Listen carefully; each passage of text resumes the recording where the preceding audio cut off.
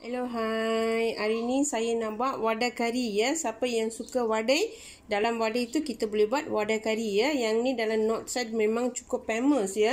Kari ni memang cukup sedap ya. Kita boleh makan dalam roti, roti canai ke, roti chapati ke, dengan tosi ke, memang sedap ya. Dengan nasi pun memang sedap ya.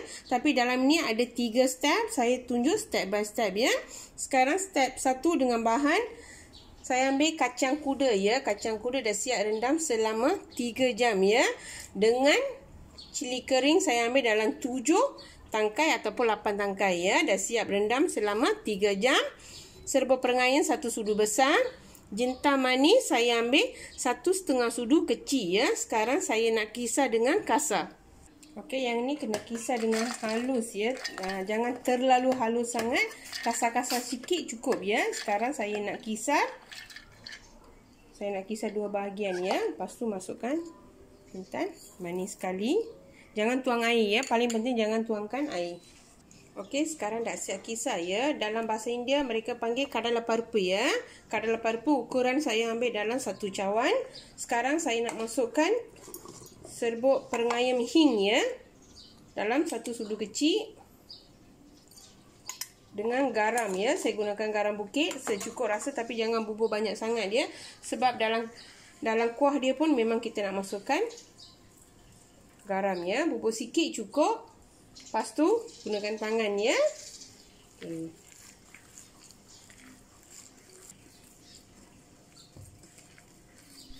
Okey, sekarang dah siap gaul. Sekarang saya nak goreng ya. Okey, sekarang saya nak tuangkan minyak agak-agak saja ya untuk goreng. Tunggu sampai minyak ni betul-betul nak panas. Okey, sekarang saya nak buat wadah ya. Ikut cara yang saya buat. Okey, buat macam ni ya.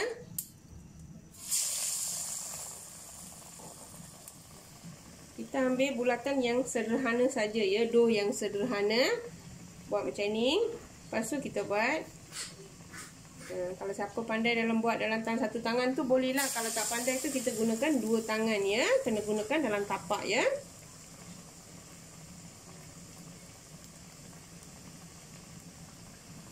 Yang ni tak boleh masak sangat dia. Dia kena masak 3/4 sahaja ya.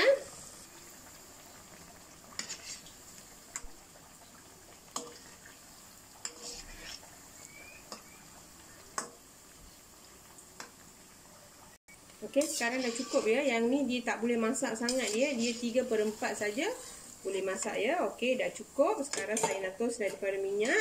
Ulang sampai habis ya. Okey, sekarang wadah kita dah siap goreng ya. Sekarang kita nak ambil wadah ini, kita nak pecah ya. Nak pecah, nak jadi macam ni. Bagi dia betul-betul. Nak pecah macam ni.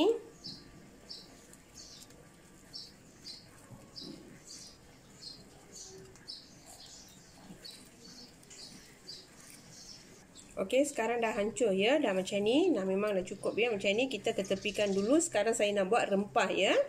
Okey, sekarang saya nak tunjukkan step nombor 2 ya. Dengan bahan-bahan. Saya ambil kelapa. Siap parut dia. Setengah biji sahaja. Yang ni cabai hijau saya ambil 3 batang. Cabai merah saya ambil 2 batang. Bawang putih kena ambil banyak. 15 pulas ya. Kena potong. Yang ni kayu manis saya ambil 2 biji kecil saja ya. Kalau ambil besar ambil macam ni. Dalam 1,5 inci cukup ya. Pelaga saya ambil dalam 10 biji. Cengking saya ambil dalam 4 ataupun 5 biji ya. Daun pudina saya ambil dalam 1 genggam. Cili kering saya ambil dalam 10 ataupun 11 biji ya. Halia saya ambil 1,5 ataupun 1 inci cukup, potong dengan kecil ya. Supaya kita masa kita nak sangai senang. Kunyit 1,5 sudu kecil. Jintan manis saya ambil 1,5 sudu kecil. Yang ni kacang goreng ya. Dalam bahasa India mereka kata potta kadale ya.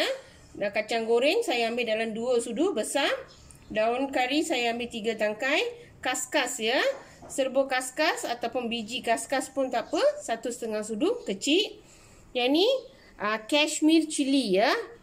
Minta dekat kedai India memang boleh dapat. Cashmere chili ni memang tak pedas ya. Cuma dia naikkan warna sahaja. Chili yang ni saya ambil dalam 1 sudu besar.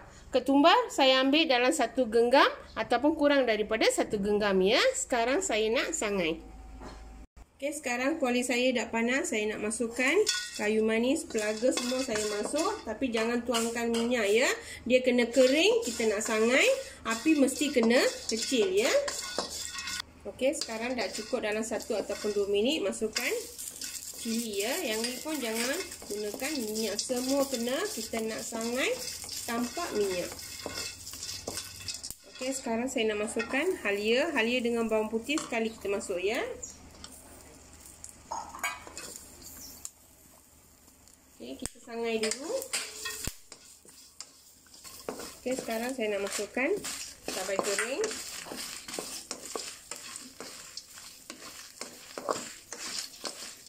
Okey, sekarang saya nak masukkan jintan manis, kacang goreng, daun kari. Okey, sangai. Okey, sekarang saya nak masukkan daun ketumbar. Ini daun pudina ya. Okey, sekarang kita nak gaul dalam seminit lagi. Okey, sekarang saya nak masukkan serbuk kaskas ya. Okey, gaulkan. Lepas dah gaul ni, kita masukkan kelapa ya. Okey, kelapa ni last sekali baru kita boleh masuk. Okey, kita sangai dalam seminit cukup ya.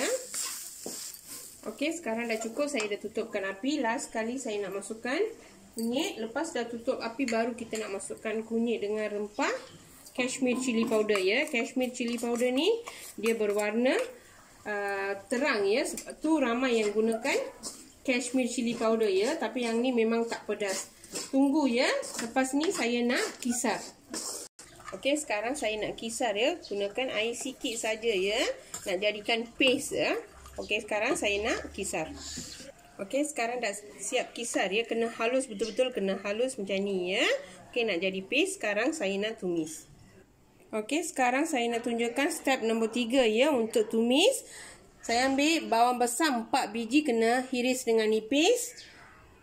Cabai kering saya ambil dalam agak-agak saja ya, dalam 5 ataupun 6 biji. Kayu manis 1, cengking dalam 2 ataupun 3. Lawang saya ambil 1 pun cukup ya. Jangan masuk banyak sangat ya. Bau dia dah 1 bunga pun memang dah cukup ya. Pelaga saya ambil dalam 3 ataupun 2 pun cukup. Tomato saya ambil 2 biji. Dah iris dengan nipis. Saya ambil tomato besar ya. Saya iris dengan nipis. Serbuk perengayam ya. Hing ya. Saya ambil 1 sudu kecil. Yang ni saya ambil 1 genggam saja ya. Pudina saya ambil 1 genggam saja. Ataupun kurang daripada 1 genggam pun tak apa. Daun ketumbar kurang daripada 1 genggam. Daun kari 2 ataupun 3. Tangkai cukup. Yang ni jintan manis saya ambil 1 sudu kecil ya. Sekarang saya nak tumis. Okey, untuk ni kita nak gunakan minyak bijan ya. Kalau siapa tak ada minyak bijan, boleh gunakan minyak biasa. Tapi untuk ni memang kita nak gunakan minyak bijan ya. Okey, saya nak masukkan minyak agak-agak saja. Tunggu sampai minyak ni nak panas. Okey, sekarang saya nak masuk kayu manis, pelaga, semua masuk sekali ya. Okey, lepas ni saya nak masukkan jintan manis. Lepas tu nak masukkan daun kari. Lepas tu terus kita nak masukkan bawang. Bawang ni tunggu sampai nak betul-betul nak jadi perang ya. Okey, sekarang dah masak. Saya nak masukkan serbuk perengayam 1 sudu kecil. Lepas tu saya nak masukkan tomato ya. Gaulkan sepati. Lepas ni saya nak masuk tomato. Lepas nak masuk tomato, saya nak masukkan garam ya. Okay, sekarang saya nak masukkan garam secukup rasa. Masa kita nak masukkan garamnya berhati-hati ya. Sebab dalam wadah pun kita ada masukkan garam. Okay, sekarang tunggu sampai tomato ni nak masak. Okey, sekarang last sekali saya nak masukkan rempah yang tadi kita kisar ya. Lepas ni saya nak masukkan 5 cawan air ya. 5 cawan besar ya.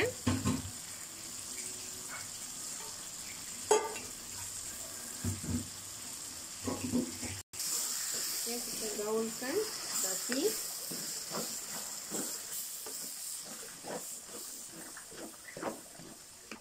Okey, sekarang saya nak masukkan 5 cawan air ya, 5 cawan besar ya. Okey, tunggu sampai betul-betul nak mendidih, nak hilangkan bau. Okey, sekarang dah mendidih. Saya nak sekarang masukkan wadih ya. Wadih yang tadi kita buat. Okey, sekarang tunggu dalam 2 ataupun 3 minit ya. Okay, last sekali saya nak masukkan daun bina, daun ketumbar dengan daun kari ya.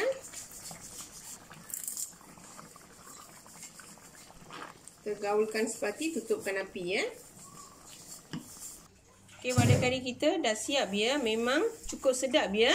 Yang ni ikut step by step. Itu saja ya. Siapa yang belum cuba resipi ni boleh cuba dekat rumah ya. Selamat bercuba.